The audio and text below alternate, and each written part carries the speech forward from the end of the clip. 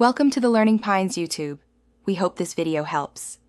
You start by creating the bot in the developer portal and grabbing the token. This is critical because the bot cannot run without it. Once done, invite the bot to your server with the bot scope and permissions to manage messages and roles.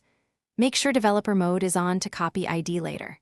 Next, choose a hosting method, local, VPS, or serverless, and prepare a runtime like Node, JS, or Python so you can run the bot immediately.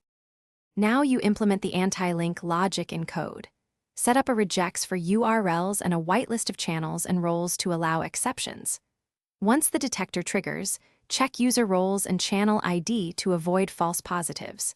Make the action configurable, delete the message, send a warn DM, add a mute role, or perform a temporary ban, and always log the event to a mod channel for auditability. Also add cooldowns so you don't spam moderators with repeated events. Finish by deploying the bot and enabling intents like message content if required. This lets the bot read messages for links. Once running, monitor logs and mod channel messages so you can tweak the regex and whitelist for false positives.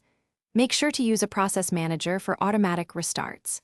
If things go wrong, check token validity, required intents, bot permissions in the server, and API rate limit errors. Those are.